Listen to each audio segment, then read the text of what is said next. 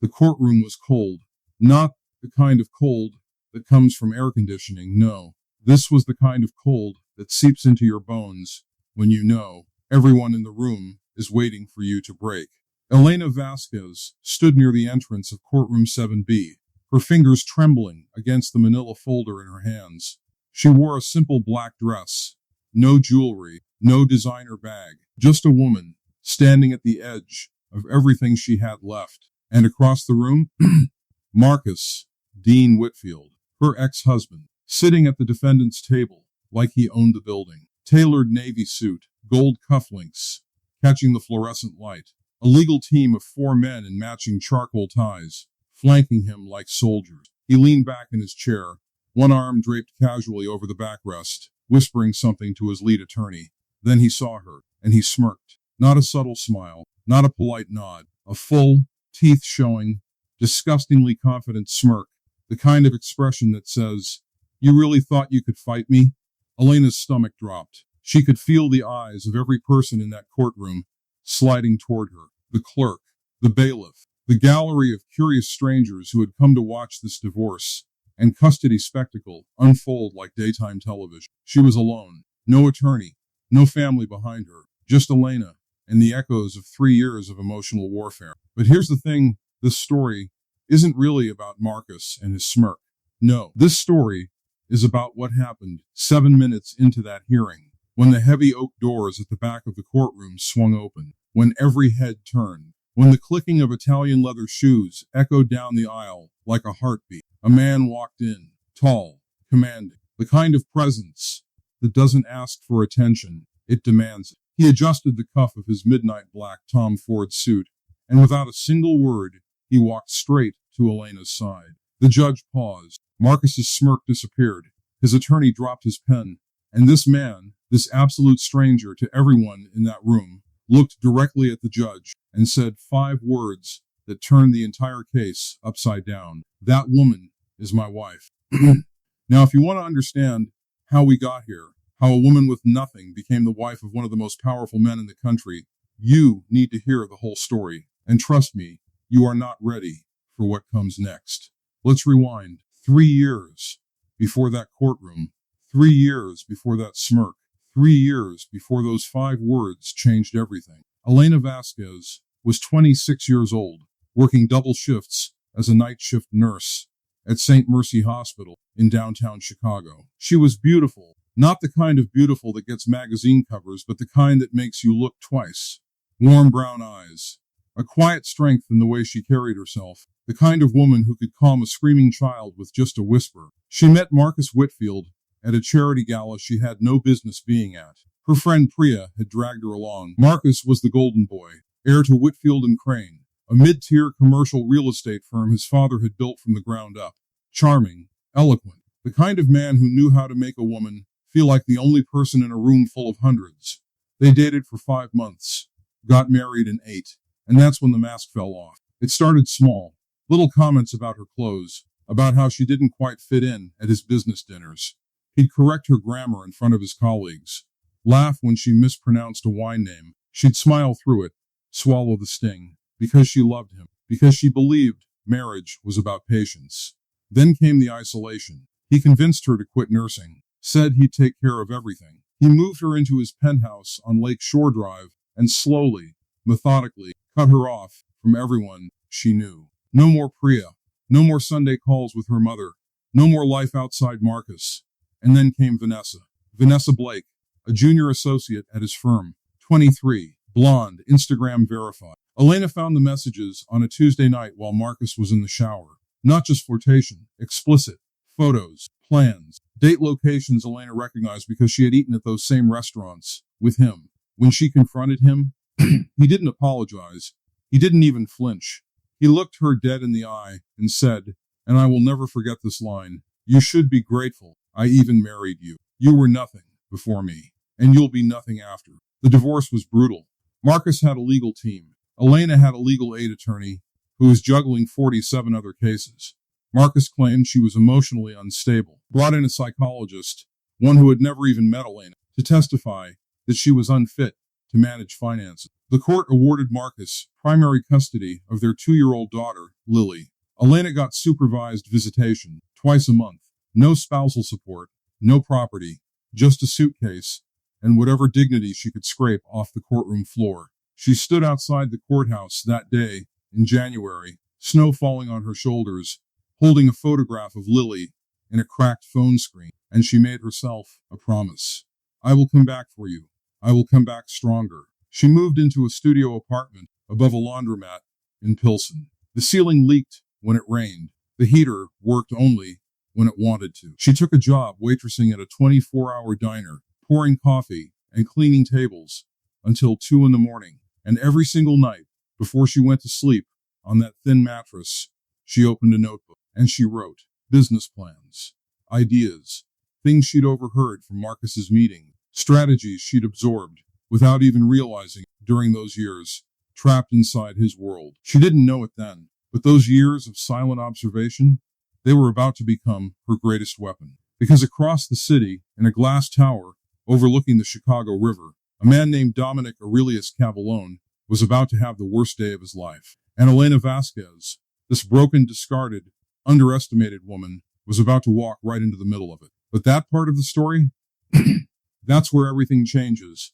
And I promise you what she did next, no one, not Marcus, not the courts, not a single person who had ever looked down on her, saw it coming. Dominic Cavallone was not your typical billionaire. He didn't come from generational wealth. He didn't inherit a company or a trust fund. Dominic grew up in a 2-bedroom apartment in Cicero, the son of a Sicilian immigrant who repaired shoes for a living and a mother who cleaned office buildings at night. By 20, he dropped out of college to build a logistics software company out of a rented garage. By 28, that company, Cavallone Systems International, was processing supply chain data for 3 of the top 10 Fortune 500 companies. By 34, Dominic was worth $4.2 billion. Forbes called him the invisible titan because despite his wealth, he lived quietly. No yachts, no tabloid appearances, just work, black coffee, and an ironclad code of respect for people who earned their place in the world. But Dominic had a problem, a personal one. His mother, Rosa Cavallone, had been diagnosed with early onset Alzheimer's. She was 71. The finest specialists in Chicago couldn't slow the progression. Dominic, a man who could buy anything in the world, was watching the one person who mattered most to him disappear. One evening, at 10:47 p.m., Dominic sat in the waiting room of St. Mercy Hospital's neurology wing. Rosa had been admitted after a fall. He was alone, exhausted, his head in his hands, and a woman in worn-out sneakers and a diner uniform walked in, carrying a tray of coffees for the nursing staff. Elena. She noticed him sitting there. She didn't know who he was. She saw a tired man with red eyes and offered him a coffee. You look like you need this more than they do, she said softly. He took it.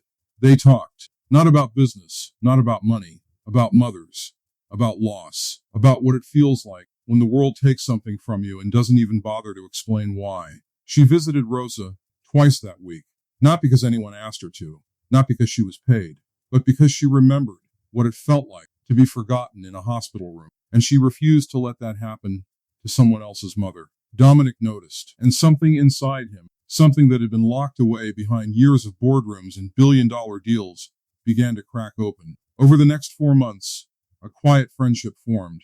Elena never asked Dominic for money. She never even Googled him. She didn't know about the Forbes lists. She didn't know about the private jet. She knew a man named Dom who loved his mother and drank his coffee black. Meanwhile, Elena was building something of her own. That notebook she wrote in every night, it had turned into a real business plan, a concierge healthcare navigation service for low-income patients, helping people understand their insurance, find specialists, access resources. She called it Bridge Care. She pitched it to a small business incubator on the South Side. They gave her a desk, a laptop, and 12 weeks. Elena worked 18-hour days. She coded the basic website herself using free YouTube tutorials. She cold-called clinics. She knocked on doors. She built Bridge Care from nothing, fueled by every ounce of pain Marcus had put her through. When Dominic found out about Bridge Care, not because Elena told him, but because one of his investment analysts flagged it as an emerging disruptor in patient advocacy tech, He didn't offer her money. He offered something better. He offered her a meeting with his head of operations and his chief technology officer. I don't invest in pity, Dominic told her. I invest in people who refuse to quit. And you, Elena, you are the most relentless person I have ever met. Bridgecare received a $2.5 million seed investment, not as charity, as business. And within 14 months, it was operating in 11 cities.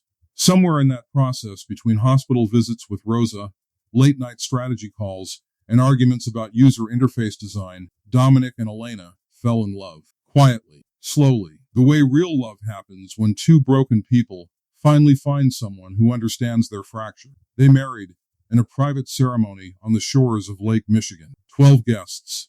No press. No photographer. Just two people who had chosen each other not because of what they had, but because of who they were. Elena didn't take his last name publicly. She didn't move into his penthouse. She kept her studio apartment. She kept waitressing 2 shifts a week at the diner because, in her words, I never want to forget where I started. And Marcus? Marcus had no idea. None. He still thought Elena was the broken woman he had thrown away, like yesterday's newspaper. He was about to find out just how catastrophically wrong he was. Because a court date was coming. And this time, Elena wasn't walking in alone. 6 months after Bridgecare launched in its 11th city, Elena filed a motion with the Cook County Family Court. The request was simple, a modification of custody. She wanted joint custody of Lily, equal time, shared decision-making. Her attorney, a sharp, no-nonsense woman named Irene Matsuda, hired and fully funded through Elena's own company earnings, filed the petition with surgical precision. Financial records, character references from educators, pediatricians, and community leaders. A 62-page brief that documented everything Marcus had done to manipulate the original ruling. Marcus received the filing on a Thursday afternoon. His reaction? He laughed, literally laughed. He called his attorney Richard Holm and said, and this was entered into phone records later, "She's back? Seriously? Let her embarrass herself. This will take 20 minutes. He didn't bother to review the brief. He didn't prepare counter documents. He walked into that courtroom like he was walking into brunch, relaxed, amused, already victorious in his own mind. The hearing was scheduled for 9:30 a.m. on a Wednesday. Courtroom 7B Judge Patricia Harmon presiding, a no-nonsense, 30-year veteran of family law who had seen every kind of manipulation the wealthy could dream up. The gallery was unusually full, not because of Marcus or Elena, but because word had spread through legal circles that this case was going to be interesting. A few journalists sat in the back row. 2 family law professors from Northwestern had come to observe. Elena arrived at 9:15. She walked in quietly, black dress, hair pulled back, no entourage. She sat at the petitioner's table, opened her folder, and waited. Marcus arrived at 9:28, 2 minutes before the hearing, flanked by his legal team of 4. He wore a navy suit that probably cost more than Elena's first 3 months of rent in Pilsen. He sat down, adjusted his cufflinks, and immediately began scanning the room, looking for weakness, looking for advantage. And when he saw Elena sitting there, alone, composed, no visible legal army behind her, that smirk returned. The same smirk from their first divorce hearing. The same smirk that said, "You don't belong here." He leaned over to Richard Holm and whispered something. Holm chuckled. The paralegal behind them smirked too. Elena saw it, all of it. She felt the heat rise in her chest, the old familiar sting of humiliation trying to claw its way back. But she didn't flinch. She didn't look away, because she knew something they didn't. She knew what was about to walk through that door. Judge Harmon entered. The bailiff called the court to order. The clerk read the case number, and the hearing officially began. Marcus's attorney stood first, smiling like a man who had already won. He began his opening statement with a line that would age very, very poorly. "Your Honor, I believe we can resolve this quickly. My client's position has not changed. The petitioner lacks the resources and stability to." And that's when the doors opened. Heavy oak, slow swing, every head turned, and the man who walked in changed everything. Now, before we get to the reveal, because I know you're on the edge of your seat, let me tell you what happened in the 6 minutes before those doors opened. Because Marcus used those 6 minutes to do what Marcus does best, humiliate. The moment his attorney finished the opening statement, Marcus himself asked to address the court. Judge Harmon allowed it, reluctantly. Marcus stood, buttoned his jacket, And with the calm confidence of a man who had never once been told no by anyone who mattered, he spoke. Your Honor, I don't want to waste the court's time. My ex-wife is a wonderful person, truly. But let's be honest about what we're looking at here. He paused. Let the words hang. When we divorced, Elena had no job, no savings, no support system. I gave her every opportunity during our marriage, and she chose not to grow. I don't say that with malice. I say it with sadness. Elena's jaw tightened. Her attorney placed a hand on her arm. Marcus continued. She's now asking for joint custody of our daughter. A daughter who lives in a safe home, attends a top-tier preschool, and has every advantage a child could need. I have to ask, respectfully, what has changed? What can she possibly offer Lily that she couldn't offer before? He turned slightly toward Elena, and then he said it, the line that would haunt him for the rest of his public life. Your Honor, look at her. She's sitting there alone. No resources, no representation, beyond a single attorney. This isn't a custody petition. This is desperation, wearing a black dress. A murmur rippled through the gallery. One of the journalists scribbled furiously. Judge Harmon's eyes narrowed, but she said nothing. She was letting the record build. Elena's hands were shaking beneath the table, not from fear, from fury. From every night she had cried into a pillow in that leaking apartment. From every supervised visit where she had to say goodbye to Lily after just 90 minutes. From every time this man had made her feel like she was less than human. She wanted to scream. She wanted to stand up and tell this courtroom everything. The cheating, the gaslighting, the financial strangling, all of it. But she didn't. She breathed, slowly, in through the nose, out through the mouth, because she knew that the best revenge is not a scream. It's a silence that precedes thunder. And the thunder? It was already walking down the hallway, Italian leather shoes clicking on marble floors, a security detail of 2 men in dark suits trailing behind, a phone call ending with 3 words, I'm here now. The bailiff glanced at the door. The clerk looked up from her notes, and the heavy oak doors of courtroom 7B began to open. What happened next? No one in that room, no one, was prepared for it. The doors didn't just open, they swung wide, catching the fluorescent light and casting long shadows down the center aisle. Every head turned, every whisper stopped. The courtroom held its breath, like the whole building had inhaled and forgotten to exhale. Dominic Aurelius Cavallone walked in, 6'2", square jaw, dark eyes that carried the weight of a man who had built empires and buried betrayals. He wore a midnight black Tom Ford suit, tailored so precisely it looked like it had been stitched onto his frame by angels with engineering degrees. His watch, a Patek Philippe Sky Moon Tourbillon, caught the light as he adjusted his cuff. It was worth more than Marcus's entire legal team would earn that year, combined. He didn't rush. He didn't scan the room nervously. He walked with the measured, deliberate pace of a man who had entered 1,000 rooms and owned most of them. 2 security personnel remained at the door, silent, hands clasped. He walked directly to Elena's table. He didn't look at Marcus, not once. He placed one hand gently on Elena's shoulder, a touch so soft, so intimate, that the entire gallery felt like they were intruding on something private. Elena looked up at him, and for the first time that morning, she smiled. Judge Harmon leaned forward. Sir, this is a closed family hearing. Identify yourself and your purpose in this courtroom. Dominic turned to face the bench. His voice was low, calm, the kind of calm that doesn't need volume because it carries the gravity of absolute certainty. Your Honor, my name is Dominic Aurelius Cavallone. I am the founder and chairman of Cavallone Systems International. A gasp from the gallery. One of the Northwestern professors grabbed his colleague's arm. The journalist in the back row dropped her pen. Dominic continued. I'm here because the petitioner, Elena Vasquez, is my wife. Silence. Complete, deafening, suffocating silence. Marcus's face, that smug, sculpted, self-satisfied face, went white, not pale, white. The blood drained from his cheeks, like someone had pulled a plug. His mouth opened. Nothing came out. His attorney, Richard Holm, turned to him with wide eyes, searching for an explanation that didn't exist. Judge Harmon removed her glasses. Your wife? Yes, Your Honor. We were married 5 months ago in a private ceremony. I'm here today to support her petition for joint custody of her daughter Lily Whitfield, and to provide the court with any information it may find relevant regarding Elena's character, resources, and fitness as a mother. He reached into his jacket and produced a slim leather portfolio. He placed it on the table. Inside, you'll find our marriage certificate, notarized financial disclosures, and a signed letter from Dr. Angela Morrison, the head of pediatric psychiatry at Lurie Children's Hospital, attesting to Elena's exceptional parenting during every visitation she's been allowed. Elena's attorney, Irene Matsuda, stood and addressed the bench. Your Honor, I'd also like to enter into evidence the petitioner's full financial disclosures as CEO of Bridgecare Health Solutions, a company currently operating in 11 cities, serving over 40,000 patients, and valued at approximately $38 million. Another gasp.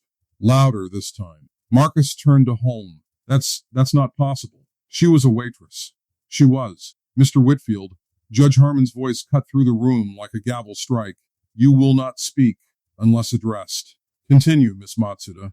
Irene was masterful. She walked the court through everything: the original divorce, the manipulated custody ruling, the psychological evaluation conducted by a Dr. Marcus had personally retained, a doctor who, it turned out, had never been licensed to practice in Illinois. She presented phone records, financial records, text messages in which Marcus had explicitly stated his intention to bury Elena in legal fees until she gave up.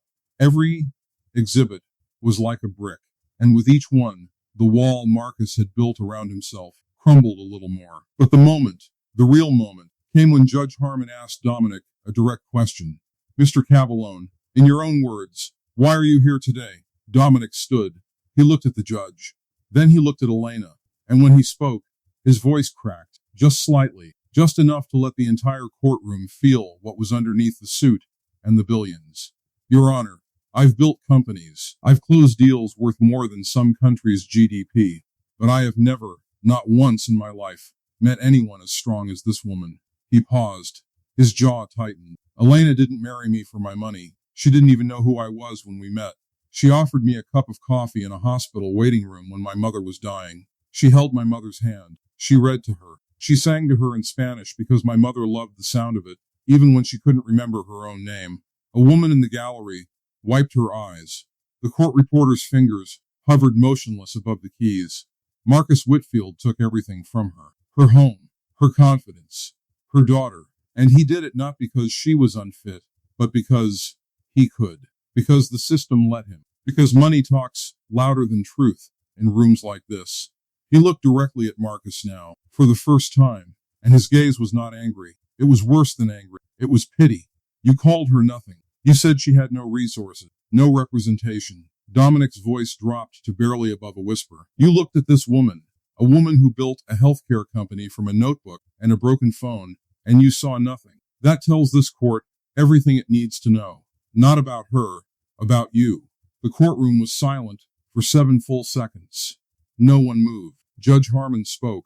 I've seen enough. I'm ordering a full review of the original custody determination. I'm appointing an independent guardian ad litem for the minor child. And Mr. Whitfield, she turned to Marcus. I strongly suggest you retain counsel who has actually read the opposing brief, because from what I've seen today, your team came to a sword fight with a butter knife. Marcus's lead attorney tried to object. Your Honor, we weren't given notice of. You were given a 62-page brief, Mr. Holm. You chose not to read it. That is not the court's problem. She slammed the gavel. We're adjourned. I'll issue a temporary order by end of week granting the petitioner expanded visitation pending full review. Elena's hands were trembling. Dominic took her hand under the table. She looked at him, tears running down her face. Not tears of sadness, tears of justice. As they stood to leave, Marcus, for the first time in perhaps his entire adult life, was speechless. He stood at his table, frozen. His legal team was already packing up, avoiding eye contact. His paralegal had her phone out, likely already drafting a damage control email. And as Elena walked past him, head high, shoulders back, her husband's hand resting gently on the small of her back, she paused. Just for a moment. She didn't yell. She didn't gloat. She looked at Marcus and said, softly, you were right about one thing, Marcus. I was nothing before you. She paused. But I became everything after. And she walked out of that courtroom. Into the sunlight. Into the rest of her life. Within 72 hours, the fallout began. Judge Harmon's temporary order granted Elena 3 full weekends per month with Lily, unsupervised. Within 2 weeks, the Independent Guardian ad litem, a woman named Dr. Sharon Tillman, conducted interviews with both parents, visited both homes, and spoke with Lily's preschool teachers. Her report was damning for Marcus. Not because his home was unsafe, but because Lily, in her own 3-year-old words, said something that broke Elena's heart and sealed Marcus's fate. When Dr. Tillman asked Lily, "What do you like to do with Daddy?" the little girl said, "I don't know. He's always on his phone. Nanny reads me stories." When she asked, "What do you like to do with Mommy?" Lily smiled and said, "Mommy sings. Mommy makes pancakes funny. Mommy stays." That word, stays, appeared 3 times in the Guardian's report, underlined. The full custody review took 4 months. In the end, the court reversed the original order entirely. Elena was awarded primary physical custody. Marcus received alternating weekends and Wednesday evening, supervised, pending completion of a co-parenting course. But the legal consequences were only the beginning. Remember that unlicensed psychologist Marcus had used in the original divorce? His name was Dr. Gerald Fenton. It turned out Fenton had been providing fraudulent expert testimony in family courts across 3 states. When Irene Matsuda's investigation uncovered his fake credentials, she didn't just report it to the Illinois State Board. She filed a formal complaint with the Cook County State's attorney. Marcus was named as a co-conspirator in the fraud, not criminally charged, but named. The investigation made the front page of the Chicago Tribune. The headline read, "Real estate heir linked to fraudulent custody testimony." Whitfield and Crane's stock dropped 14% in 2 weeks. 3 major commercial tenants pulled out of lease negotiation. Marcus's father, the company founder, issued a public statement distancing himself from his son's personal matters. Marcus tried to countersue. He filed motions for defamation, invasion of privacy, and emotional distress against Elena, against Irene, even against the Tribune. Every single motion was dismissed. Every one. His social circle evaporated. The country club he'd been a member of since college quietly revoked his membership. His mistress, Vanessa Blake, left him, not out of moral awakening, but because his name was now toxic and her Instagram brand couldn't afford the association. Meanwhile, Elena's story began to spread. Not because she sought fame, she didn't give a single interview, but because people talk. Court filings are public. And in the age of social media, a story about a discarded wife who built a healthcare empire and married a billionaire while her arrogant ex-husband crumbled under the weight of his own ego, that story tells itself. Bridgecare's website traffic increased 900% in 1 month. Elena received partnership inquiries from hospital systems in 14 states. Dominic's venture capital firm allocated an additional $12 million in Series A funding. And Lily? Lily moved into Elena's new home, a modest 4-bedroom brownstone in Lincoln Park that Elena bought with her own money. Not Dominic's, hers. It had a backyard with a swing set and a garden where Lily planted sunflowers every Saturday morning.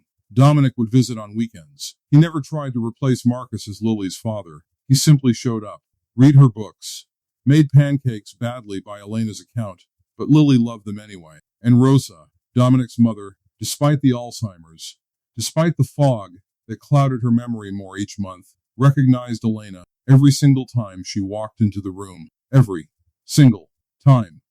Some bonds, it turns out, go deeper than memory. But this story isn't over yet, because what happened 6 months later, the final chapter in this saga, proves something that Marcus and people like Marcus will never understand. 6 months after the custody reversal, Elena stood on a stage in Washington, D.C. Not a courtroom, not a diner, the main stage of the National Healthcare Innovation Summit. She wore a navy blazer over a white blouse. Simple, elegant, her hair was down. And in the front row sat Dominic, holding Lily on his lap. Lily was wearing a tiny version of her mother's blazer, because she had insisted on matching. Elena spoke for 11 minutes. She didn't talk about Marcus. She didn't talk about revenge. She talked about Bridgecare, about the 63,000 patients the platform had served, about the single mothers navigating cancer diagnoses alone, about the elderly veterans who couldn't understand their Medicare paperwork, about the people the system forgets. And then she said something that the audience would remember long after the conference ended.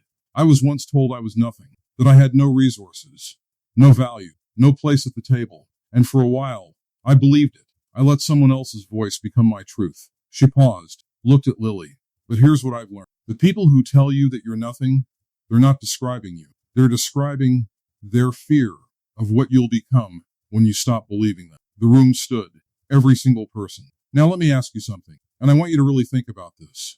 Is there a Marcus in your life? Someone who told you that you weren't enough, that you didn't belong, that you were too broken, too poor, too ordinary to matter? Because Elena's story isn't fiction. It's a mirror. It's a reminder that your lowest moment is not your final chapter. That the people who discard you do not get to define you. That power, real power, doesn't come from a last name, a bank account, or a courtroom smirk. It comes from refusing to stay down. If this story moved you, if you felt something watching Elena walk back into that courtroom, do me a favor. Hit that subscribe button. Not for me, for the algorithm. So this story reaches the woman who needs to hear it tonight. The one sitting in her car in a parking lot, wondering if she should go back inside. The one who thinks no one is coming to save her. Tell her what Elena learned. You don't need someone to save you. You just need to survive long enough to save yourself. Like this video, share it with someone who's fighting, and leave a comment. Tell me your story. I read every single one. I'll see you in the next